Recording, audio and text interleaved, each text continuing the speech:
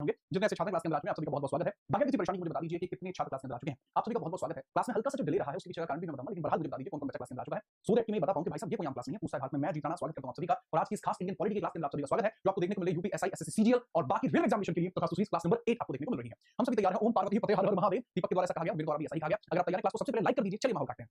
मैं आपको बता दूं ये आपका लेक्चर नंबर 8 8वें नंबर का लेक्चर जिसमें हम सिटीजनशिप और फंडामेंटल राइट्स पर चर्चा करने वाले हैं। जैसे दो टॉपिक होंगे जिनके ऊपर हम चर्चा करेंगे। थोड़ा सा इसके ऊपर डिस्क्राइब ले लेते हैं क्या कुछ मेथड है। देखो ये जो बैच जिसमें आप पढ़ रहे हैं ये बैच है तथास्तु।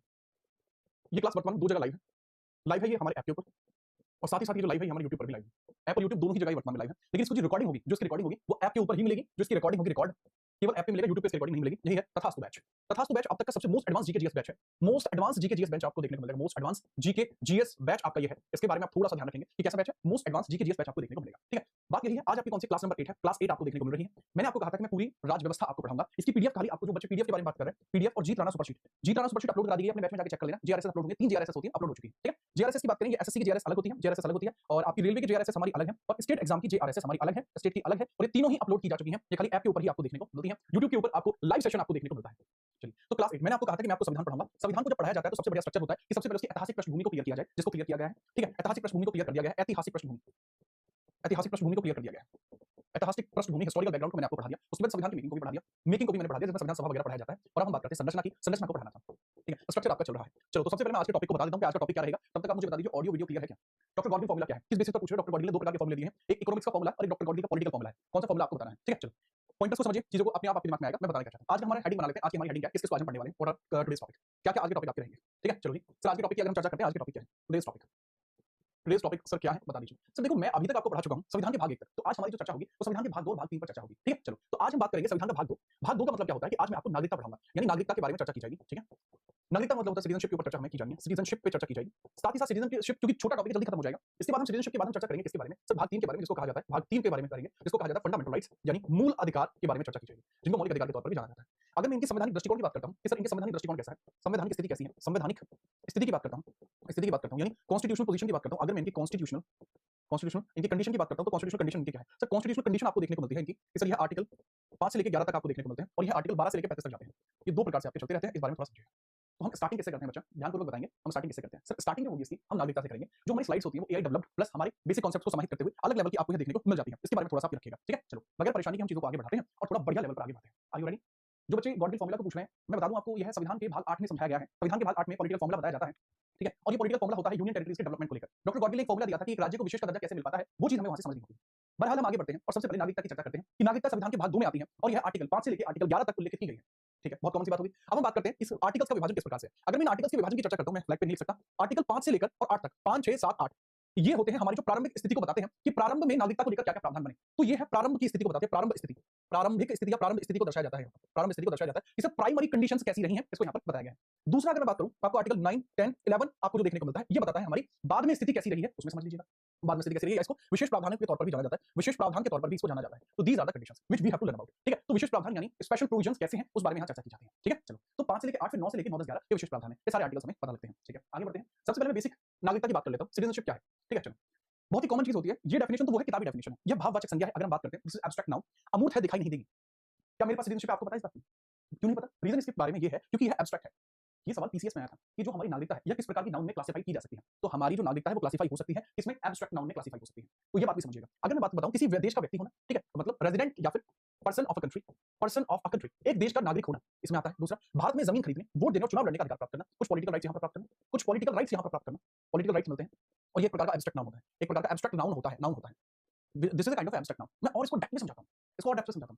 देखो जो सिटीजनशिप होती है एक प्रकार का यह अधिकार ही है। सिटीजनशिप एक प्रकार का अधिकार ही है। यह एक ऐसा विशेष अधिकार है, इसकी डेफिनेशन लिखूंगा। यह एक ऐसा विशेष अधिकार है, यह एक ऐसा विशेष अधिकार है, ऐसा विशेष अधिकार है जिसकी प्राप्ति से अन्य विशेष अधिकार मिलते हैं। विशेष अधिकार है, यह एक प्रकार का ऐसा विशेष अधिकार है जिसकी प्राप्ति से अन्य अधिकार मिलते हैं। जिसकी प्राप्ति से अन्य अधिकार मिलते हैं। जिसकी प्राप्ति से अन्य अधिकार मिलते हैं। अन्य अधिकार मिलते हैं। अन्य अधिकार मिलते हैं। तो इसके बारे में थोड़ा सा याद रखना। यह एक प्रकार का विशेष अधिकार है जिसकी प्राप्ति से अन्य अधिकार मिलते हैं। ठीक है, याद रखना। This is a kind of a special right which allow you for additional rights. मतलब ये क्या है बेटा, ये एक प्रकार का, ठीक है, चलिए। This is a kind of a special right. This is special right which let you attain other rights. तो this is called as citizenship. बेटा ये सिटीजनशिप है। अगर मैं आपसे पूछूं ना सिटीजनशिप क्या है, तो सिटीजनशिप सिर्फ और सिर्फ क्या है, सर यह एक प्रकार का अधिकार है जिसकी प्राप्ति से आपको अन्य अधिकार मिलते हैं। करेक्ट बात है? अगर मैं सोर्सेज की बात करूं कि नागरिकता को कहां से उठाया गया है, तो नागरिकता उठाई गई है ब्रिटेन से, this has been taken from Britain. अगर मैं इसके कांसेप्ट की बात करूं, किस तरीके का कांसेप्ट है, कांसेप्ट पता लगता है इसकी अवधारणा यूनाइटेड किंगडम ब्रिटेन से ली गई है और यह एकल नागरिकता है। यह कैसी है सर? अगर इसकी प्रकृति की बात करूं तो आगे बताया होगा, प्रकृति 100% बताया होगा प्रकृति, है ना? चलो हाँ, और भारत में हाँ, स्रोत इसकी अवधारणा क्या है, एकल नागरिकता, जो अगले पेपर मैंने एक्सप्लेन कर रखी है, एकल नागरिकता क्या होती है। स्रोत अवधारणा इसका क्या है, अगर मैं यहीं पे बात करूं कि भारत के देश के अंदर इसकी प्रकृति कैसी है, प्रकृति कैसी है, तो प्रकृति यानी नेचर कैसा, सिंगल, सिंगल सिटीजनशिप। आपका नेचर कैसा है, आपका नेचर कैसा है, आप सिंगल है कैसे हैं, आप बताइए, आप सिंगल है कैसे हैं, आप सिंगल हैं, डबल हैं, कैसे हैं आप, कैसे हैं सर? मैं सब्जेक्ट गुरुजी, मैं आपके सब्जेक्ट का स्टडी जीके के भूगोल आदि सभी का हैंडरिटन नोट्स का पीडीएफ प्रिंट आउट निकलवा लिया हूं, तो नोट्स बना के पीडीएफ को पढ़ने में मजा आएगा। हाँ, काफी पर्याप्त होगा बेटा, वो आपका सीजीएल के लिए भी पर्याप्त है। ठीक है, चलो ठीक है, बीच की क्लास अपलोड नहीं होगी बेटा, कैसे हैं आप लोग? सर बिट्टो डबल है, बाकी सब सिंगल है, बहुत बढ़िया। क्लास में इमरान है, वो भी डबल है, विवाहित हैं आप? हैप्पीएस्ट सिंगल एक बच्चा कह रहा है, ना ना ना लाडले। चलो अगर मैं बात करता हूँ भारत की नागरिकता की प्रकृति कैसी है, मैं बता चुका हूँ, जो सिटीजनशिप इंडिया के अंदर है, इसकी नेचर हमें सिंगल देखने को मिलती है। इसकी नेचर कैसी है सर? इसकी नेचर है सिंगल। सिंगल का मतलब होता है एकल। अब एकल नागरिकता में और बाकियों में फर्क क्या होता है? सभी के दस्तावेजों पर भारत सरकार लिखा होता है, मतलब एक हरी नागरिकता, सिंगल सिटीजनशिप का मतलब होता है भारत में आप किसी भी क्षेत्र में रहें लेकिन आप भारतीय नागरिक होंगे। भारत में आप किसी भी क्षेत्र में रहें परंतु आप भारतीय नागरिक होंगे। भारत के किसी भी क्षेत्र में रहिए, भारत में किसी भी क्षेत्र में रहो आप भारतीय नागरिक होंगे। किसी भी क्षेत्र में रहो आप भारतीय नागरिक होंगे, क्षेत्र में रहें आप भारतीय नागरिक ही होंगे, आप भारतीय नागरिक ही होंगे, भारतीय नागरिक ही होंगे, ही होंगे, भारतीय नागरिक ही होंगे। ठीक है, आप भारत के किसी भी क्षेत्र में रहिए, केवल और केवल क्या करेंगे, भारतीय नागरिक हैं। लेकिन अगर मैं तुलना करता हूं अमेरिका से, अमेरिका में दोहरी नागरिकता है, ये डुअल सिटीजनशिप आपको देखने को मिलती है, डुअल सिटीजनशिप आपको देखने को मिलती है। इसका मतलब क्या है, जहां पर आपको नागरिकता अलग-अलग देखने को मिलती है, राज्य की नागरिकता अलग है, केंद्र की नागरिकता अलग है। मतलब कि डुअल सिटीजनशिप का मतलब है जहां पर आपको स्टेट की नागरिकता अलग मिले और सेंटर की नागरिकता अलग मिले, वो कहलाती है बेटा डुअल सिटीजनशिप। मुझे याद है पीसीएस का पेपर था, मेरा नहीं था, किसी और का था, मेरे पास तो बस इसलिए आया था कि सॉल्व करा ले, सॉल्व के लिए मेरे पास पेपर खत्म होने के बाद, ये मैं सोचा पेपर से पहले आए थे, पेपर खत्म होने के बाद मेरे पास आए थे कि जी भाई हमारे पास एक क्वेश्चन आया है कि निम्नलिखित में से कौन सी ऐसी विचारधारा है जो संघात्मक देशों में होगी। तो बेटा संघात्मक देशों में जो होती है वो आपकी डुअल सिटीजनशिप देखने को मिलती है। तो जो डुअल सिटीजनशिप है, जो दोहरी नागरिकता आपको देखने को मिलती है, ये संघात्मक देशों की विशेषता है, ये संघात्मक देशों की विशेषता है, देशों की विशेषता है, संघात्मक देशों की विशेषता यही होती है, विशेषता यही है। तो फेडरल कंट्रीज का जो फीचर होता है वो यही होता है। यार बतानी पड़ती है आपको, नमस्ते सरपंच साहब, नमस्ते भाई। फेडरल नेशंस के फीचर यही, फेडरल नेशंस के फीचर यही। थोड़ा सा इस बारे में याद रखोगे, तगड़े तरीके से याद रखना, नोट करो, फटाफट लिखिए।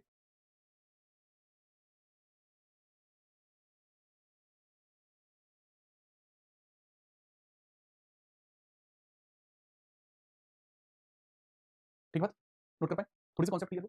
इससे रिलेटेड क्वेश्चन कैसे बनेंगे वो बता दो। क्वेश्चन कैसे बन सकते हैं वो समझ लीजिए। क्वेश्चन ऐसा बन सकता है, जैसे अगर मैं आपको क्वेश्चन की बात करता हूं, ऐसा बनेगा, जैसे मैं आपसे पूछना चाहता हूं निम्नलिखित में से क्या दोहरी नागरिकता है, निम्न में क्या दोहरी नागरिकता है, निम्न में क्या डुअल सिटीजनशिप है, निम्न में क्या डुअल सिटीजनशिप है, आप आंसर करो। निम्नलिखित में से क्या डुअल सिटीजनशिप है? मैंने आपको कहा ए ऑप्शन ये रहा, एक व्यक्ति, एक व्यक्ति, एक व्यक्ति, ठीक है, एक व्यक्ति हरियाणा तथा तथा भारत दोनों का नागरिक है, भारत दोनों का नागरिक है, दोनों की नागरिकता रखता है, दोनों की नागरिकता रखता है, नागरिकता रखता है। पहला कॉन्सेप्ट तो ये रहा। दूसरा है बी ऑप्शन लिखना कि एक व्यक्ति हरियाणा में रहता है या फिर एक व्यक्ति यूपी में रहता है, यूपी में रहता है, भारतीय नागरिकता रखता है, भारतीय नागरिकता रखता है, नागरिकता रखता है।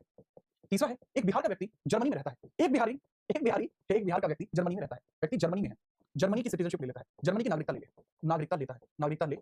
और डी आपको मैंने बताया कि Gajodhar, Gajodhar USA plus Canada दोनों की नागरिकता रखता है, कनाडा दोनों की नागरिकता ले ले, दोनों की नागरिकता ले ले, नागरिकता ले। तो आप मुझे बताइए कि डुअल सिटीजनशिप को निम्नलिखित में से कौन सी डेफिनेशन क्लैरिफाई करती है? फटाफट बताओ। बिल्कुल भाई साहब, नोट करो फटाफट से, तेजी से। तो बताइए, ये आपके सामने मैंने 4 पॉइंटर्स लिखे हैं और इसके बारे में थोड़ा-सा मुझे बताओ कि इसमें से क्या सही हो सकता है? क्या सही हो सकता है? डुअल सिटीजनशिप के लिए क्या सही है? जितनी तेज हो सके उतनी तेज आंसर करें। बेटा गजोधर को मत छेड़ना, गजोधर मेरा दोस्त है। अगर मैं गजोधर के बारे में नहीं सुन पाऊँगा मैं गजोधर के बारे में। तो मेजरली बच्चों का कहना है कि D is the correct answer. यार तुम्हें बुद्धि नहीं है, तुम क्या चाहते हो? अनएक्सपेक्टेड ऑप्शंस ऐसे ही आते हैं पेपर में। पहले तो दिमाग लगाओ, मैंने यहाँ तुम्हें क्या बताया? दोहरी नागरिकता क्या है? जब आपके पास सेंटर और स्टेट दोनों की नागरिकता होती है, उसको कहा जाता है दोहरी नागरिकता। तो यहाँ दोहरी नागरिकता के लिए मैंने तुम्हें एकदम दिमाग लगा के बताया था बेटा, एक व्यक्ति हरियाणा तथा भारत दोनों का नागरिकता रखता है, ये डुअल सिटीजनशिप है। एक व्यक्ति यूपी में रहता है, भारतीय नागरिकता रखता है, सिंगल सिटीजनशिप। एक बिहार का व्यक्ति जर्मनी की नागरिकता ले ले, ये तो कोई पॉइंट ही नहीं बना ना।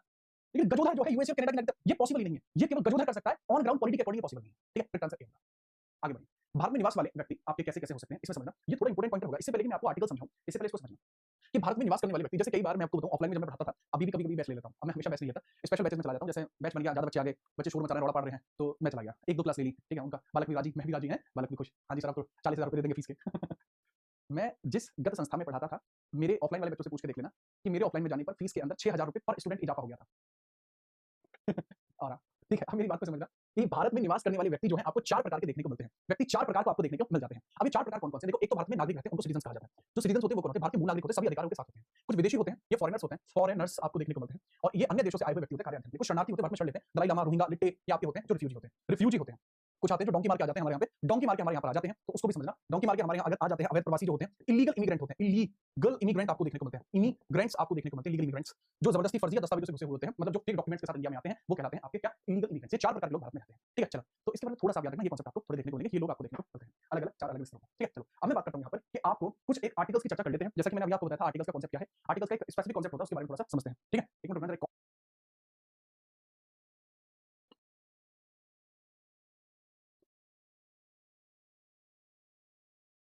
चलिए जो क्लास रुका था वो दोबारा से स्टार्ट हो गया। I am sorry about it, बीच में कॉल की वजह से ऑफिशियल कॉल था, इस वजह से लेना पड़ा। ऑफिस में से था तो ले लिया इस वजह से, वरना मैं कॉल यूजुअली नहीं पिक कर रहा होता। केवल दो ही प्रकार के फोन उठाए जा रहे होते हैं उससे हैं। चलिए यहाँ पर था, मैं आपको बता देता हूँ कुछ आर्टिकल्स हैं जो आपको पता होनी चाहिए। जैसे दोबारा से एकदम एक बार ब्रेक हो गया, कॉल का समय बता देता हूँ। मैंने आपको बताया था कि बच्चे आपको आर्टिकल्स को समझना होगा। आर्टिकल्स का विभाजन किस प्रकार से है। आर्टिकल्स आपको देखने को मिलते हैं 5 से लेकर 11 तक। आर्टिकल 5 से लेकर और 8 तक देखने को मिलते हैं जो प्रारंभिक कारणों से बने हैं। प्रारंभिक कारणों से बने हैं। आर्टिकल 9, 10 और 11 ये वो आर्टिकल्स होते हैं जो प्रारंभिक कारणों से तो नहीं बने, लेकिन ये वो है जो स्पेशल प्रोविजंस होते हैं। These are special provisions, special provisions होते हैं।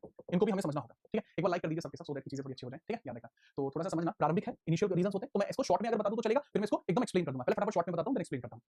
सब लाइक कर लो, क्लास बुरा मान जाती है जब लाइक नहीं करते तुम। और समझना, आर्टिकल 5 को समझना। इसमें बताया जाता है संविधान की शुरुआत में नागरिकता। बहुत शॉर्ट में बता रहा हूं, फिर इसको एक्सप्लेन करूंगा। संविधान की शुरुआत में नागरिकता, संविधान की शुरुआत में नागरिकता कैसे होती है वो यहां बताई गई है। संविधान की शुरुआत में नागरिकता, आर्टिकल 6 है।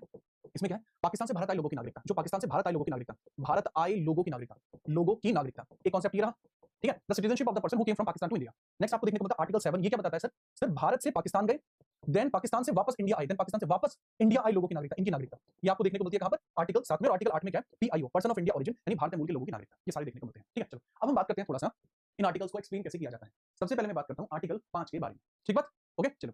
तो पॉइंट है सबसे पहले कि भाई संविधान के प्रारंभ में नागरिकता क्या है। याद रखने की ट्रिक है। 5 साल की उम्र में स्कूल में पहली बार एडमिशन यानी नागरिकता मिलती है। 5 साल की उम्र में स्कूल में पहली बार नागरिकता मिलती है, तो आर्टिकल 5 नागरिकता की शुरुआत होती है। इसको बहुत प्यार से अगर समझाया जाए तो 26 जनवरी 1950 में आपको ये देखने को मिल जाएगा। 26 जनवरी 1950 यही होती है संविधान का प्रारंभ। This is starting of constitution, यही है स्टार्टिंग ऑफ कॉन्स्टिट्यूशन, यही होती है। This is called as starting of constitution, संविधान की शुरुआत यही। तो 5 साल की उम्र में जैसा कहा गया कि स्कूल में पहली बार एडमिशन मिलता है, तो शुरुआत में नागरिकता के कुछ आपके आधार होते हैं कि नागरिकता कैसे मिल सकती है। पहला, 26 जनवरी 1950 को संविधान लागू होने पर जन्म से भारतीय हो, माता पिता भारतीय हो, या 5 वर्ष पहले से निवास भारत में हो रहा हो, 27 जनवरी 1945 से भारत में रह रहे हो, तो ही भारतीय नागरिक आप कंसीडर होंगे, अन्यथा आप भारतीय नागरिक कंसीडर नहीं। ठीक है, ये कंडीशन है। मतलब बर्थ इंडिया में हो, या तो बर्थ इंडिया में हो, या फिर दूसरी कंडीशन है, या फिर मदर फादर इंडिया में रहे हो, मदर या फादर जो है वो इंडियन हो या इंडियन डायनेस्टी से हो, इंडियन हो या इंडियन डायनेस्टी से हो। जैसे मैं भारतीय नागरिक कैसे बना? भाई मेरे माता पिता भारत के थे, इस वजह से। या फिर residence in India 5 year before constitution, resident in India, residence in India, residence in India 5 year before constitution, 5 year before constitution, before constitution, यानी संविधान के 5 वर्ष पहले से भारत में रह रहे हो, तो ऐसा कार्य संभव है। ये काम तभी हो सकता है लल्ला, ये काम तभी पॉसिबल है, ठीक है। ये कॉन्सेप्ट आपको कुछ देखने को मिला है, याद रखेंगे, बहुत बढ़िया। आगे मैं बात करूं, लीजिए आर्टिकल 6। आर्टिकल 6 के अंतर्गत थोड़ा सा कॉन्सेप्ट आपका क्रिएट होता है। याद रखने की ट्रिक है कि जब बाउंड्री के बाहर छक्का जाता है तो बॉल को वापस लाना पड़ता है कि नहीं पड़ता। ठीक ऐसे ही अगर कोई व्यक्ति भारत से पाकिस्तान बहुत लंबे चला गया होगा तो पाकिस्तान से यहां तक आपको मिलाना पड़ता है। तो बहुत सिंपल आपको देखने को मिलता है 19 जुलाई 1948 से पहले इसके अंदर आपकी एक महत्वपूर्ण तिथि डाली गई थी। इस तिथि का पहली बार जो जिक्र किया गया था वो कब किया गया था sir? 3 June plan of Mountbatten, 3 June plan of Mountbatten जो कि आया था 3/6/1947 में इसका जिक्र किया गया था इस लाइन का। और तभी कहा गया था, ठीक है, तभी कहा गया था कि जो ऐसे व्यक्ति होंगे जो कि भारत से पाकिस्तान चले गए हैं बट वो 19 जुलाई 1948 से पहले भारत में आ गए तो भारतीय नागरिक स्वतः बन जाएंगे, सीधे भारतीय नागरिक बिना किसी कंडीशन के। बट जो 19 जुलाई 1948 के बाद भारत आए, कंडीशन होगी कि 6 महीने का निवास का पता लगेगा और पंजीकरण कराना पड़ेगा। 6 महीने इंडिया में आइए, फिर 6 महीने इंडिया में आने के लिए परमिट लगता था और उसके बाद आप 6 महीने रहने के बाद आपको रजिस्ट्रेशन करना पड़ेगा। अगर हमारी होम मिनिस्ट्री को लगता है कि आपको नागरिकता दी जानी चाहिए तो मिल जाएगी, अन्यथा नागरिकता नहीं मिलेगी। ये कंडीशन है। तो मैं बता चुका हूं 19 जुलाई 1948 के बाद की कंडीशन ये थी कि 6 महीने का निवास चाहिए था, पंजीकरण आवश्यक था, तभी नागरिकता मिल सकती थी। क्या आप समझ पाए इस बात को? ठीक है, चलो आगे बात करें। नेक्स्ट है अतिरिक्त एक एडिशनल कंडीशन भी थी कि स्वयं के माता पिता दादा दादी अविभाजित भारत में जन्मे हो। जो जन्म हुआ हो वो अविभाजित भारत में उनका जरूर होना चाहिए, ठीक है, याद रखना। ओके, याद रखना। समझ चौधरी, उम्मीद करता हूं आप जीवन में अच्छा कर पाए। तथास्तु, आपके माता पिता के जो सपने हैं वो कम से कम पूरे हो पाए। तुम्हारी हरकतें तो नहीं है पर फिर भी इसी वजह से आशीर्वाद दे रहा हूं, क्या पता कुछ काम कर। ठीक है, आगे हम बात करें, नोट हो गया? चलो बच्चे, ये आर्टिकल 6 समझ में आया? ठीक है। आर्टिकल 7 की बात करते हैं। इसमें महत्वपूर्ण तिथि 1 मार्च 1947 से पहले पाकिस्तान गए और वापस आ गए। वापस आने के लिए कंडीशन वही होगी बेटा कि 19 जुलाई 1948 से पहले वापस आए। ठीक है, याद रखें। 1 मार्च 1947 के बाद अगर वे गए हैं, 19 जुलाई 1948 का परमिट आवश्यक फिर हो जाएगा। याद रखेंगे 20 फरवरी 1947 को एटली की घोषणा की थी और भारत को जून 1948 आजादी मिलेगी। इसलिए जो लोग पाकिस्तान चले गए थे उनको भारत में वापस आने पर यहाँ पर एक स्पेशल परमिट की जरूरत पड़ती थी। ये आपको ऐसे समझ में नहीं आएगा, मैं ऐसे समझाऊंगा कि पर्सन्स जो भारत से पाकिस्तान गए हैं, citizenship of persons went to Pakistan, तो इसमें एक लाइन खींची गई 1 मार्च 1947। कहा गया कि जो ऐसे लोग हैं जो कि भारत से पाकिस्तान गए 1 मार्च 1947 से पहले, वो व्यक्ति जो होंगे अगर वो 19 जुलाई 1948 से पहले भारत आ गए तो स्वतः भारतीय नागरिक हो जाएंगे। बट जो लोग ऐसे हैं जो इसके बाद भारत से गए हैं और 19 जुलाई 1948 से पहले आओ या बाद में मायने नहीं रखता, उसको परमिट चाहिए ही। बॉर्डर क्रॉस करने के लिए परमिट की जरूरत पड़ती थी, तो वो परमिट चाहिए ही चाहिए। और दूसरी कंडीशन ये थी कि ऐसा क्यों था? क्योंकि भैया 20 फरवरी में एटली ने कह दिया था कि भारत को जून 1948 में आजादी मिलेगी, तो एक बैरियर पीरियड रखा गया था। कैसे अमित कुमार, बाकी छात्र कैसे हो? ठीक है, चलो नोट हो गया, बात समझ में आई? राधे राधे राधे राधे। आर्टिकल 7 समझ में आया बच्चा? समझ आया आर्टिकल 7? ओके, एटली ब्रिटेन का पीएम था। आर्टिकल 8 को समझिए, बहुत बढ़िया सर। इसको बोलते हैं भारतीय मूल के विदेशी, पर्सन ऑफ इंडिया ओरिजिन, जिनके पूर्वज या पीढ़ी कभी भारत में रहे हो और यह 5 पीढ़ी तक चलता है, 5 पीढ़ी तक लागू रहेगा, 5 पीढ़ी इसमें लग जाती है। विदेश में रहकर भी इसका आवेदन किया जा सकता है। इसका रजिस्ट्रेशन कैसे करते हैं? रजिस्ट्रेशन फ्रॉम अब्रॉड भी चल सकता है, और तीसरा है उदाहरण के लिए जैसे ब्रिटेन के पीएम है, ठीक है, ऑस्ट्रेलिया के सांसद हैं, भारतीय मूल के हैं। अभी मैं करंट अफेयर्स में पढ़ा रहा होता हूँ, ऑस्ट्रेलिया के अंदर परवीन सिंह नाम की एक महिला है जो वहां की सेनेट में चुनी गई है। जो कौन है बेटा? वो भारतीय मूल की है। ठीक उसी प्रकार से ब्रिटेन के पीएम ऋषि सुनक वो भी भारतीय मूल के हैं, लिख लीजिए। ब्रिटेन के जो पीएम है ऋषि सुनक भारतीय मूल के हैं। इसका मैं एग्जांपल बताता हूं, थर्ड लेवल। जैसे मान के चलो जैसे क्लास के छात्र को हम दबोचते हैं, इस छात्र का नाम है आपका क्या बना? इसका नाम है आरुष सिंह। आरुष जो है कल को जाकर कहाँ रहने लगे सर? कल को जाकर युगांडा में रहने लगे, युगांडा। क्या आयुष पीआईओ कहलाएगा? नहीं कहलाएगा। लेकिन अगर वहां आरुष की शादी हो गई, आरुष का हो गया विवाह, आरुष का विवाह हो गया, आरुष का विवाह एक बहुत बढ़िया महिला से होता है, जिनका नाम क्या है? जिनका नाम है सुंदरी। सुंदरी से विवाह हो जाता है आरुष का। तो सुंदरी और आरुष के जो बच्चे पैदा होंगे वो भारतीय मूल के होंगे। क्यों? क्योंकि जो इनका बच्चा पैदा हुआ है, इनके पूर्वज अर्थात आरुष, ये कहां के हैं? ये भारत के हैं। तो कंडीशन ये बनती है, ये कभी भी भारतीय मूल के नहीं बन सकते, इनके बच्चे भारतीय मूल के बन सकते हैं। फिर आरुष और सुंदरी का जो बच्चे का बच्चा होगा वो भी भारतीय मूल का होगा, उनका बच्चा होगा वो भी भारतीय मूल का। ये कंडीशन होती है। और आप ये अप्लाई कैसे कर सकते हैं बेटा? इसमें अप्लाई करने का तरीका अब्रॉड से अप्लाई कर लीजिए। फायदा क्या मिलता है पीआईओ बनने का? आपको वीजा फ्री एंट्री मिलती है, आपको वीजा फ्री एंट्री मिल जाती है, वीजा फ्री एंट्री मिल जाती है और भारत में कुछ एडिशनल अधिकार मिल जाते हैं। ये लेवल आपका रहेगा, ठीक है? याद रखेंगे, बहुत बढ़िया लेवल पे आप याद रखना। और एग्जांपल इसी प्रकार के यहाँ पे है। आरुष का विवाह हो चुका है, चलिए आरुष खुश तो हुआ, याद रखिएगा। आगे बात करें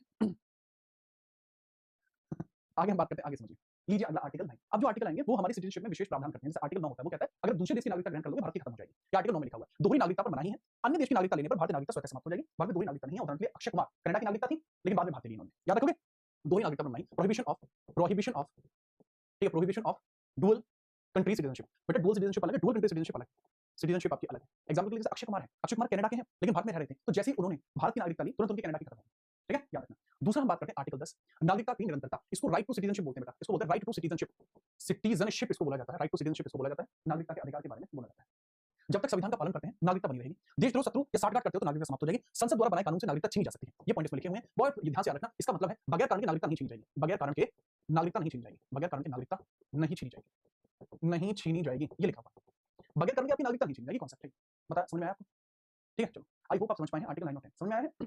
ठीक है, अब मैं आर्टिकल 11 की बात करता हूँ। बहुत आसान है, केवल संसद को भी अधिकार प्राप्त है कि नागरिकता प्राप्त करने के नियम, नागरिकता खत्म करने के नियम बना सके। यानी नागरिकता पर कानून बनाने का अधिकार किसका? पार्लियामेंट का। Parliament has the power to amend in citizenship provisions. तो नागरिकता के मामलों में जो प्रावधान बना सकता है, नागरिकता प्रावधान केवल संसद बना सकता है, नागरिकता प्रावधान केवल संसद बना सकता है, केवल संसद बना सकता है, केवल संसद बना सकता है, ठीक है? याद रखना। अच्छा, ये सब तो चीज मैंने आपको बता दी, लेकिन अगर आज की डेट में कोई नागरिकता लेना चाहेगा तो कैसे लेगा? बताइए, अगर आज की डेट में कोई नागरिकता लेना चाहेगा तो कैसे लेगा? मुझे खुद बताओ। अच्छा, मैं एक बात पूछना चाहूंगा आपसे, आप खुद बताना कि आपको मुझ पे कितना, अभी तो जो नए बच्चे हैं वो तो नहीं बता पाएंगे, लेकिन पुराने बच्चे, सीजीएल मेंस का जो एग्जाम होता है, सीजीएल मेंस की बात करो बेटा, मेंस का पेपर, सीजीएल मेंस का पेपर टफ होता है या नहीं? नॉर्मल मान लीजिए जीएस के पर्सपेक्टिव से, क्योंकि सीजीएल मेंस में जीएस के 25 क्वेश्चन आते हैं। तो मेरी क्लास में से डिट्टो स्क्रीनशॉट के साथ सीजीएल मेंस में कितने क्वेश्चन आ गए होंगे, आप मुझे एक अंदाजा बता दीजिए। विद स्क्रीनशॉट की बात कर रहा हूं, जो सीजीएल मेंस का पेपर हुआ 2025 का, मेरी क्लास में से आपको कितने क्वेश्चन देखने को मिलेंगे? आउट ऑफ 25 कितने क्वेश्चन रहे होंगे आपके जीत राणा जीएस अर्थात मेरी क्लास में से? एक छोटा सा अंदाजा बताओ, बस मैं ऐसे जानना चाहता हूं, ऐसे बस मैं मजे मजे में जानना चाहता हूं। आपको क्या लगता है कि क्या हमारी क्लास में से कुछ क्वेश्चन आए होंगे? 10 से 12 क्वेश्चन आए होंगे जीएस में, ऐसा कहना है कुछ बच्चों को। देखो मैं आपको बताऊं, वर्तमान में जिस क्लास में अभी फिलहाल में उपस्थित हूं, मौजूद हूं, इसी क्लास को अगर हम देखें तो 25 में से 20 क्वेश्चन ऐसे हैं जिसका स्क्रीनशॉट मैंने साझा किया है मेंस की परीक्षा में से, जीएस का, करंट अफेयर इंक्लूडेड। थोड़ा बुद्धि लगा लेना किस लेवल का पढ़ रहे हो, ठीक है? आपको अंदाजा बताने के लिए मैं आपको बता दूं कि अगर आप आते हैं यूट्यूब पर, एक चीज बताता हूं आपको। कुछ देर पहले मैंने एक वीडियो डाली थी जिसमें मैंने बताया था कि आपको किस तरीके की चीजें आपको देखने को मिल जाएंगी। यहाँ पर मैंने आपको क्लियर करके बताया है कि आपको कितने क्वेश्चन यहाँ देखने को मिले हैं, ठीक है? चलो कितने क्वेश्चन यहाँ देखने को मिले हैं, एक चीज को समझने का प्रयत्न करना, ठीक है? चलो चलो चलो चलो, एक बार हट जाए तो मैं आपको बताता हूँ, ये हटे तो मैं आपको बताऊँ, ठीक है? हाँ, अरे भाई दूसरा आ गया, लाइक बढ़ रहा है, मैं बताना चाहूंगा, मेरी मर्जी है, मैं तो बताऊंगा, ये तो मैं बताऊंगा जी। क्यों बताऊंगा? क्योंकि इसके अंदर चीजें ही कुछ ऐसी हैं। अरे हट जा यार, कति एकदम कसम खा रखी कति, हटे कौन यार, ठीक है? और ये हटा हमारा यहाँ से स्किप हुआ। तो इसमें आप समझना, अगर आप इसमें आएंगे, स्क्रीनशॉट तक मैंने साझा किया है मेंस के क्वेश्चंस का, ठीक है? तो थोड़े देख लेना कि किस तरीके से पेपर मेंस में आते हैं, आप किससे पढ़ रहे हैं, किस व्यक्ति के पास आप वर्तमान में आए हैं, तो ये भी अंदाजा आपको होना चाहिए कि आप वर्तमान में किस व्यक्ति के पास आए हैं, आपको स्क्रीनशॉट तक साझा करके बताता है, ठीक है? उस बारे में थोड़ा सा याद रखिए, ओके? चलो यही बताना चाहूंगा, आगे बढ़ते हैं, आगे देखिए, लिख ले, आगे बढ़ते हैं, लिखो। भारत में नागरिकता संशोधन की बात करते हैं। नागरिकता का एक एक्ट भी आपको इंडिया में देखने को मिलता है, एक्ट ऑफ सिटीजनशिप भी आपको देखने को मिलता है, एक्ट ऑफ सिटीजनशिप भी आपको देखने को मिलता है, एक्ट ऑफ सिटीजनशिप ये क्यों लेकर आया गया उसकी भी चर्चा करता हूं। सिटीजनशिप भी आपको देखने को मिलता है, याद रखना। ये क्या होता है? वर्तमान में नागरिकता प्राप्ति या समाप्ति के जो उदाहरण है वो आपको देखने को मिलते हैं, ठीक है? चलो याद रखना, नागरिकता अधिनियम के बारे में बात करता हूं। वर्तमान में नागरिकता प्राप्ति या समाप्ति, वर्तमान में नागरिकता प्राप्ति या समाप्ति, वर्तमान में नागरिकता की प्राप्ति या समाप्ति ये किस बेसिस पर की जा सकती है? वर्तमान में नागरिकता की प्राप्ति या समाप्ति किस बेसिस पर की जाती है, इसके बारे में चर्चा करेंगे। नागरिकता की प्राप्ति या समाप्ति किस लेवल पे की जाती है उसको हम बात करते हैं। 5 तरीके से ये प्राप्त की जा सकती है और 3 तरीके से समाप्त की जा सकती है। 5 तरीके से प्राप्त की जा सकती है और 3 तरीके से समाप्त की जा सकती है, ठीक है? 1 मिनट रुकिए बस, एक सेकंड।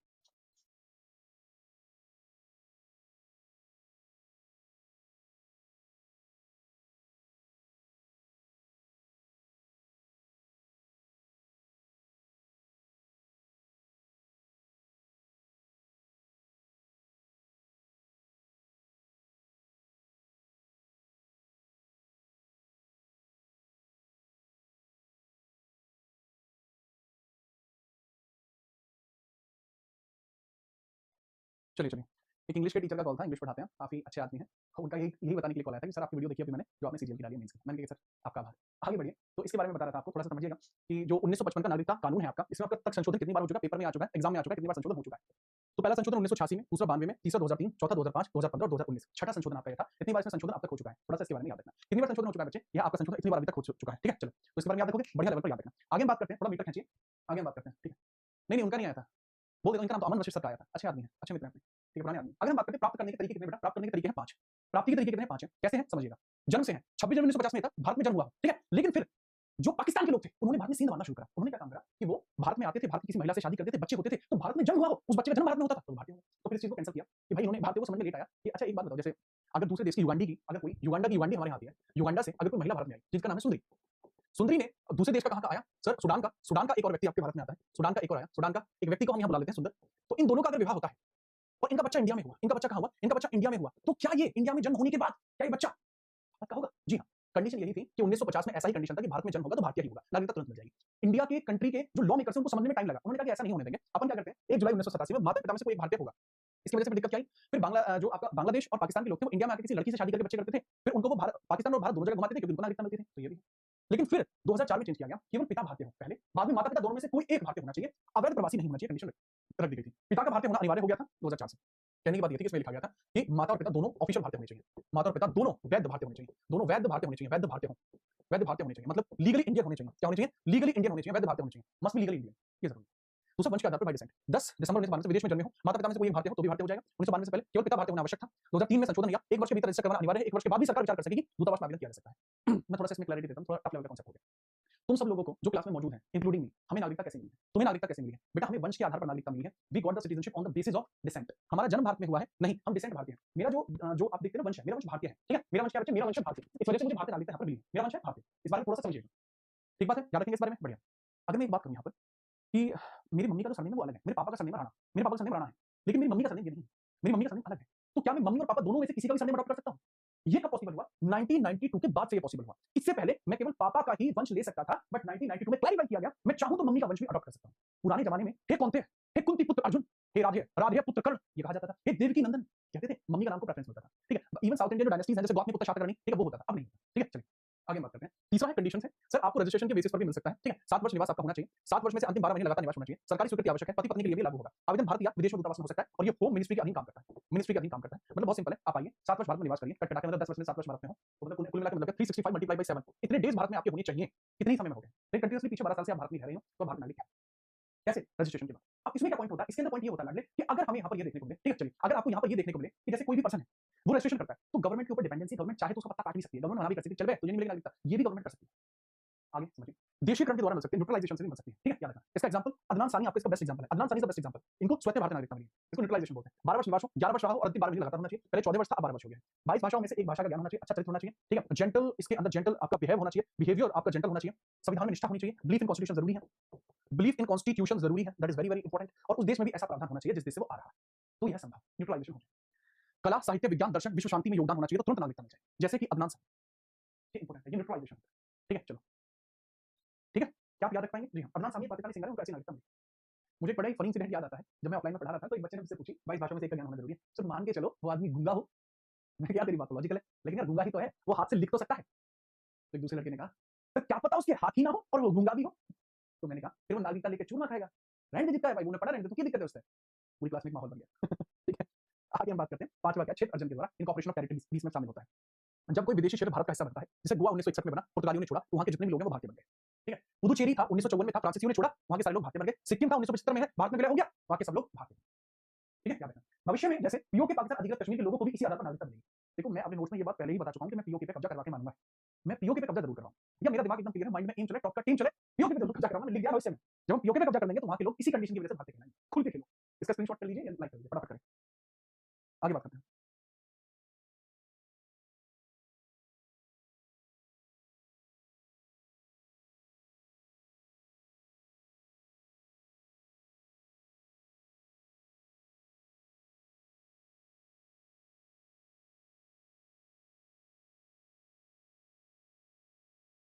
नोट करिए फटाफट से, ठीक है? चलो मैं सहमत हूं, सब खुल के खेलो, ठीक। आगे हम बात करते हैं नागरिकता की समाप्ति कैसे हो सकती है। समाप्ति तीन तरीके से हो सकती है। नागरिकता की समाप्ति तीन तरीके से हो सकती है। पहला है रिनाउंसिएशन, स्वेच्छा से छोड़ सकते हैं, ठीक है, बाई सेल्फ आप इसको छोड़ सकते हैं, कंडीशन है इसके अंदर भी। अन्य देशों की नागरिकता लेना युद्ध के समय नहीं छोड़ सकते, ठीक है, और नाबालिग बच्चे पर भी प्रभाव है, माता-पिता छोड़े तो बच्चे की भी समाप्त हो जाएगी, 18 वर्ष के बाद दोबारा आवेदन कर सकते हैं अगर नागरिकता छोड़ते हैं खुद से, तो 18 ईयर्स के बाद आप दोबारा इसके अंदर नागरिकता के लिए रीअप्लाई कर सकते हैं। लेकिन अगर सेल्फ से छोड़ते हैं तो आपकी एज जो होनी चाहिए, एज मस्ट बी 18 ईयर्स, 18 वर्ष आपकी होनी चाहिए तो आपकी भारतीय नागरिकता खत्म। याद रखेंगे जी। नेक्स्ट अगला सवाल ये रहा, नागरिकता समाप्ति निरसन से भी हो सकता है, टर्मिनेशन भी हो सकता है। अन्य देशों की नागरिकता लेने पर स्वतः समाप्त हो जाएगी। उदाहरण के लिए अक्षय कुमार 1990 में कनाडा की नागरिकता लेते हैं, भारत समाप्त हो गई, फिर बाद में इन्होंने भारतीय नागरिकता ली 2023 में 15 अगस्त को। याद रखेंगे, ये आपको कॉन्सेप्ट कभी समझ में नहीं आता था, इसलिए मैं समझा दूं, एग्जाम के थ्रू समझाया, ठीक है। इनका नाम भी कुछ और है, अक्षय कुमार का नाम भी राजीव खन्ना करके कुछ है, राजीव कुमार करके इनका कुछ नाम है। हेलो भाई हेलो, याद रखिए, याद रखिएगा, ठीक है, याद रखिएगा, याद रखोगे, बहुत बढ़िया। नमस्कार भाई, नमस्कार। ठीक, आगे बढ़िए। वंचित किया जाना, आपको डिप्राइव नहीं किया जा सकता है। जैसे फर्जी दस्तावेज से नागरिकता लेते हो तो आपको डिप्राइव कर दिया जाएगा। शत्रु राष्ट्र के साथ संबंध रखते हो, यानी एनिमिटी रिलेशन करते हो, एनिमिटी रिलेशन अगर आप बनाते हो, एनिमिटी रिलेशन अगर आप बनाते हो तो भी, अगला है संविधान का उल्लंघन करते हो, वायलेशन करते हो कॉन्स्टिट्यूशन का, तो भी खेल खराब हो जाएगा। वायलेशन अगर करते हैं तो भी खेल खत्म हो जाएगा वायलेशन पर। और सेक्शन 14 बताता है अवैध प्रवेश पर 5 साल की सजा भी मिलेगी। ये इतना जरूरी सेक्शन है, यह आपके सीजीएल में आता है बार-बार। इसमें कहा जाता है कि अगर आप इल्लीगल इमिग्रेंट बनने की कोशिश करते हो, इल्लीगल इमिग्रेंट बनने की कोशिश करते हो तो 5 साल की सजा है। ठीक है, याद रखना। नेक्स्ट है देशद्रोह करते हो, सेडिशन करते हो तो भी आपका खेल खराब कर दिया जाएगा। अगला है 7 वर्ष बिना सूचना विदेश में रहते हो तो भी खेल खत्म कर दिया जाएगा। 2 वर्ष से अधिक की सजा पर भी आपका जो नागरिकता है वो 2 वर्ष से अधिक की सजा पर नागरिकता मिलने के बाद आपकी नागरिकता समाप्त हो जाएगी। ये कंडीशन केवल उन पर है जिनको जिन्हें नागरिकता मिली हो, जिन्हें नागरिकता मिली हो, जिन्हें नागरिकता मिली हो, नागरिकता पंजीकरण से मिली हो, पंजीकरण से मिली, जिन्हें नागरिकता पंजीकरण से मिली हो, ये केवल उन्हीं पर लागू करता है। क्या पूरा कॉन्सेप्ट समझ पाए? पूरा कॉन्सेप्ट अगर आप समझ पाए तो बताइए। ठीक है, चलिए। अब आपकी कुछ कंडीशंस होती हैं। सर एनआरआई क्या होते हैं? एनआरआई क्या होते हैं? पीआईओ क्या होते हैं? ओसीआई क्या होते हैं? ये कौन-कौन होते हैं? फटाफट बताइए, फटाफट बताइए।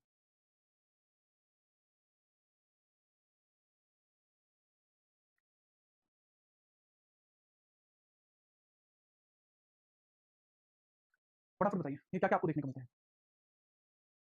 हाँ, करंट अफेयर की क्लास आपकी थोड़ी देर बाद है। आगे बात करते हैं। लीजिए, अगर हम बात करते हैं विशेष कारण और श्रेणियाँ। एनआरआई का मतलब होता है नॉन रेजिडेंट ऑफ इंडिया, प्रवासी भारतीय होते हैं। परिभाषा है भारतीय नागरिक होनी चाहिए, भारतीय पासपोर्ट धारक हो, लेकिन 182 से प्लस दिन विदेश में वीजा पर रहते हो तो यह एनआरआई कहलाएंगे।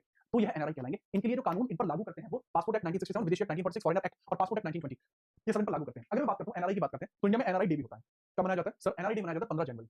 15 जनवरी को एनआरआई डे मनाया जाता है। 15 जनवरी को एनआरआई डे मनाया जाता है। क्यों मनाया जाता है? क्योंकि ठीक है, रीजन इसके पीछे कब से मनाया जाता है? 2015 से मनाया जाता है। कारण है इसके पीछे का भी, क्योंकि गांधी जी 1501 1915 में विदेश से आए थे। सॉरी, ये आपका 9 जनवरी को मनाया जाता है। क्या कर रहा हूँ? 9 जनवरी को मनाया जाता है भाई साहब। 9 जनवरी को मनाया जाता है और यह 9/1/1915 में गांधी जी साउथ अफ्रीका से इंडिया आए थे, इस वजह से ऐसा होता है। तो 1915 में गांधी जी जो थे, गांधी जी साउथ अफ्रीका से इंडिया आए थे, तब उनको यह प्रावधान होता है। साउथ अफ्रीका से इंडिया आए थे। ठीक है, चलो याद रखेंगे, बहुत बढ़िया, याद रखना। अगला सवाल, पीआईओ कार्ड क्या होता है? काटा नहीं? नहीं, क्यों? पहली तारीख। उसको पीआईओ कार्ड मिलता है। दादा परदादा माता पिता भारत में जन्मे हो, भारतीय मूल के व्यक्ति। जारी 2002 में किया गया था, रजिस्ट्रेशन 7 वर्ष निवास के बाद मिल जाता है। पर्सन ऑफ इंडिया ओरिजिन होता है। इंडिया में एंट्री के लिए, इंडिया में अगर कोई एंट्री करना चाहता है, इंडिया में वीजा फ्री एंट्री होती है। इंडिया में वीजा फ्री एंट्री होती है। वीजा फ्री एंट्री देखने को मिल जाएगी। इंडिया में एंट्री कैसी होती है बेटा? वीजा फ्री एंट्री होती है। याद रखोगे? याद रखना, ठीक है। पीआईओ के बाद आता है OCI, overseas citizen of India. पूरा नाम है समुद्र पार नागरिकता, यानी विदेशी भारतीय कहा जाता है। विदेशी भारतीय, विदेशी भारतीय कहा जाता है, विदेशी भारतीय कहा जाता है। बात को सुनिए, केवल एक दर्जा या स्टेटस से पूर्ण नागरिकता नहीं होती। ये एलएम सिंघवी कमेटी की सिफारिश 2002 के बाद यह आपका 2005 में लक्ष्मीमल समिति की वजह से लागू हुआ था। लक्ष्मीमल समिति के कहने पर लागू हुआ। लक्ष्मीमल समिति के कहने पर लागू हुआ। यह आपका पाकिस्तान या बांग्लादेश पर निर्भर नहीं करता, याद रखना। इसमें क्या होता है, अगर आप दूसरे देश में जाकर नागरिकता ग्रहण कर लेते हो तो आप ओवरसीज सिटीजन बन जाते हैं। ओवरसीज के पास, अच्छा इसमें भी याद रखना, जो पर्सन ऑफ इंडिया ओरिजिन होते हैं, क्या वोट डाल सकते हैं? नहीं डाल सकते। जमीन ले सकते हैं? नहीं ले सकते। हाँ, ओनली कमर्शियल ले सकते हैं। ओनली कमर्शियल लैंड इनके द्वारा ली जा सकती है, लेकिन रेजिडेंट या एग्रीकल्चर लैंड ये नहीं ले सकते। ठीक है, पीआईओ के साथ साथ ओसीआई में भी सेम कंडीशन है। क्या वोट डाल सकते हैं? नहीं डाल सकते। क्या जमीन ले सकते हैं? नहीं ले सकते। केवल क्या जमीन ले सकते हैं? केवल आपकी कमर्शियल लैंड यहाँ पे ले सकते हैं। केवल कमर्शियल लैंड आप यहाँ पर ले सकते हैं, बाकी अन्य प्रकार की जमीन नहीं ले सकते। ओसीआई जो बना था, ये आपको सीएए 2015 यानी 2015 के संविधान संशोधन के माध्यम से ओवरसीज सिटीजन ऑफ इंडिया बनाए गए थे। याद रखिए, बहुत तगड़ा कॉन्सेप्ट है। लेकिन इसके बाद आप ये समझना, ठीक है, इसके बाद आप ये समझना, बहुत तगड़ा ही बात आपको देखने को मिलते हैं। ठीक है, चलो चलो चलो, चलो ये आपको थोड़ा सा पॉइंट देखने को मिलता है। इन दोनों को मर्ज कर दिया गया 2015 में। तो 2015 में क्या किया गया बच्चा? 2015 में पीआईओ प्लस ओसीआई का विलय कर दिया गया। दोनों कार्डों का विलय कर दिया गया था 2015 में। ओसीआई कार्ड और पीआईओ कार्ड, दोनों कार्डों को मर्ज कर दिया गया है। दोनों ही कार्डों को मर्ज कर दिया गया है, याद रखिए। ठीक है, थोड़ा सा इस बात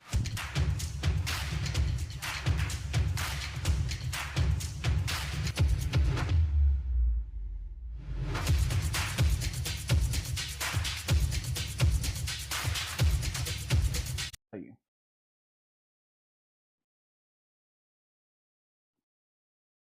ठीक है, चलिए, नोट किया आपने?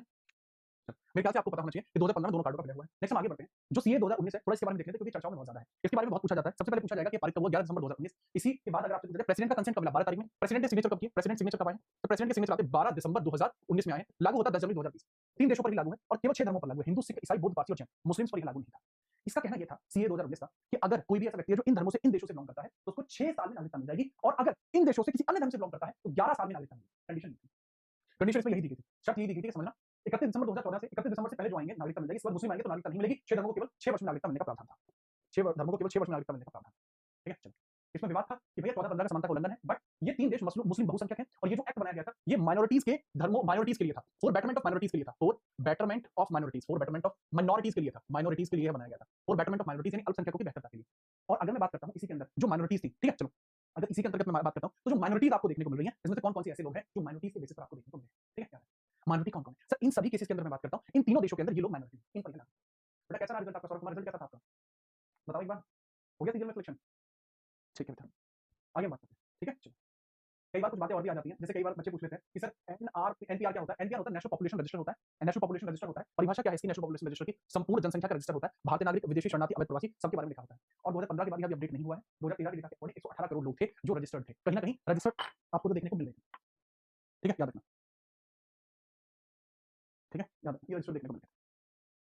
ओके, थोड़ा सा इसमें याद रखें। एक फर्क होता है कि सर एनपीआर के अंदर कौन-कौन होता है, क्या जिनके पास नागरिकता होती है? सब 340 आए हैं, बेटा इंस्पेक्टर बनोगे इस बार। इंस्पेक्टर बनने के बाद भूलिएगा मत, जरूर आइएगा। रैंक लोडिंग, रैंक में आएंगे, टॉप 100 पे रैंक है आपकी, शर्त लगा लेना इस बार। आगे हम बात करते हैं एनपीआर शर्तें होती हैं, शर्त होती है 6 महीने से भारत में निवास होना चाहिए या फिर 6 महीने रहने की इच्छा होनी चाहिए, तो ये एनपीआर में शामिल हो जाते हैं। नाम, जन्मतिथि, शिक्षा, व्यवसाय, पहचान विवरण होना चाहिए। आधार कार्ड या पहचान पत्र जो होता है वो एनपीआर की शर्त या डेटा में शामिल नहीं होता, एनपीआर की शर्त में शामिल नहीं होता।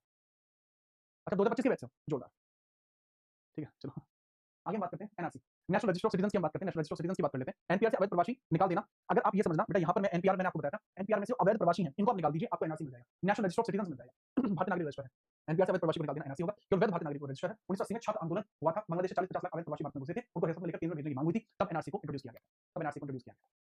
मेरे ख्याल से समझ पाए। अगले कॉन्सेप्ट की तरफ चलते हैं, ठीक है, चलो। आप कुछ आपके इंपोर्टेंट डाल दिए हैं जितना जीएस पर भारतीय नागरिकता और पासपोर्ट नियम की कुछ विश्लेषण मैंने कर दिया है, ठीक है, कुछ आपके एक्ट मैंने डाल दिए हैं कि पासपोर्ट का रंग किस-किसका होता है, ये भी थोड़ा सा मैंने बता दिया, ठीक है, याद रखना। विदेशी अधिनियम में अवैध प्रवेश पर रोक थी, सेक्शन 14 क्या बताता है? ये बेटा मैं बता चुका हूं, अवैध प्रवेश पर रोक है, सेक्शन 14 बताता है 5 साल की सजा मिलेगी अगर अवैध आओगे। पासपोर्ट एक्ट प्रवेश के नियम बताता है, विदेशियों के आने जाने के नियमों को बताता है, ये भी थोड़ा जरूरी है। साथ में पासपोर्ट एक्ट 1967 बताता है सुरक्षित प्रावधान इसके क्या-क्या हैं और आपके एनआरआई के लिए नियम क्या-क्या होंगे, वो इसमें बताए जाते हैं पासपोर्ट एक्ट में। और यह है पासपोर्ट के प्रकार और उसके रंग और उपयोग। अगर आपका पासपोर्ट ब्लू है तो ये सामान्य नागरिकों के लिए है, व्हाइट है तो सरकारी अधिकारियों के लिए है, और रेड है तो यहाँ पे राजनीतिक नेताओं के लिए है। अभी मेरे पास ऐसा पासपोर्ट है, वर्तमान में मेरे पास जो पासपोर्ट है, मेरे पास ये वाला पासपोर्ट है। इन नियर फ्यूचर ये इन दोनों में से कोई भी चेंज हो सकता है। ये केवल गेजेटेड ऑफिसर्स के लिए होता है, केवल गेजेटेड ऑफिसर्स के लिए होता है। क्या बात को समझ पाए? एक बार सभी बच्चे कमेंट कर देंगे, आपसे कुछ पूछना है बता दें। एक बच्चा बहुत देर से पूछा सर पासपोर्ट वीजा में देखो, अब तुम्हें एक बहुत लाइव एग्जांपल दिखाता हूं। एक बच्चा बहुत देर से पूछा पासपोर्ट वीजा में मुझे पता था आगे आएगा। ये स्लाइड मैंने बनाई तो मुझे अंदाजा है आगे क्या आएगा। वो गधी की तरह पूछा तो मुझे पता था आगे आएगा, तो मैं बता दूं। पासपोर्ट होता है किसी देश में जाने की अनुमति, वीजा होता है उस देश में ठहरने की अनुमति। समझ में आई बात? पासपोर्ट और वीजा में अंतर क्या होता है? This is the major difference. एक कॉमन सवाल है, करंट अफेयर आप में से किस-किस बच्चे का इशू है? करंट अफेयर आप में से किस-किस बच्चे का इशू है? मुझे बता दीजिए, मैं करंट अफेयर के इशू को दूर कर देता हूं। अभी के अभी जो करंट अफेयर को लेकर परेशान है दिन में 3-4 बार, उनकी याद से ज्यादा तो करंट अफेयर की याद आ रही है, तो एक बार कमेंट में करंट अफेयर लिख दीजिए। ठीक है, चलो, ठीक है, याद रखिए। तो इस बारे में थोड़ा सा याद रखिए ना, थोड़ा सा समझ लेना। ठीक है, ओके, याद रखो, ओके।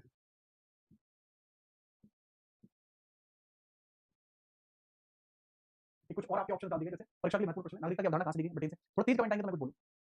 भारत में कितनी नागरिकता एक है भी है, नागरिकता पर कानून कौन बनाता है? संसद है। नागरिकता अधिनियम कब बना? 1955। अब तक कितनी बार संशोधन है? आपका 6 बार। पीआईओ कार्ड कब जारी हुआ? 2002, ओसीआई कार्ड 2003, पीआईओ ओसीआई विधेयक 2015, सीए कब पारित हुआ? लेकिन याद रखना ये 2005 लिखना, 2005 में लिखना, 3 मत लिखना।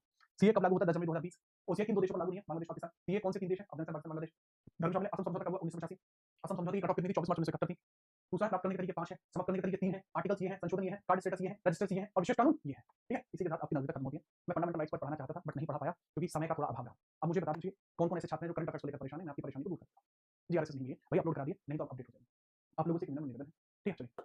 बेटा ये रिवीजन करा रहा हूं। एक बच्चा कहता है, "अच्छा स्पीच ज्यादा नहीं है कुछ? मनीषा, बेटा पहले आया करो। ऐसे बात नहीं बनेगी।" मनीषा दीदी, मैं रिवीजन करा रहा था, क्लास तो बहुत देर पहले की खत्म हो गई है। अब यहाँ बात को समझ लीजिए। देखो बच्चे, बात को बहुत ध्यानपूर्वक समझना। आप लोगों के लिए करंट अफेयर का प्रावधान करा दिया गया है, करंट अफेयर का एग्जाम करा दिया गया है। और वो कैसे? कोई नहीं भागेगा क्लास में से, जो भागेगा कायर कहलाएगा। ठीक है, अब यहाँ पर आप आएंगे फटाफट से आपके अपने खुद के चैनल पर, तो यहाँ आपको पता लगेगा, यहाँ आपको थोड़ी सी चीज पता लगेगी कि लाइव के सेक्शन में आपकी करंट अफेयर लगा रखी है। आज दोपहर 3 बजे की करंट अफेयर है, जो ठीक 66 मिनट के बाद होनी है, जो मंथली करंट अफेयर में अलग भौकाल मचा देगी। आप जितने बच्चे लाइव हैं, अगर आप सब भी आ जाएं तो जनवरी 2026 के करंट अफेयर को एक तरफ में समाप्त कर देंगे और उसका पीडीएफ भी आपको दीजिए। अगर आप वाकई में तैयार है तो जरूर बताना, और इसमें जरूर आना, आपका इंतजार रहेगा। लेकिन उससे पहले उम्मीद है कि आप सब लोग इसको लाइक जरूर करें। ये मेरी दिली इच्छा है कि आप इसको लाइक करें।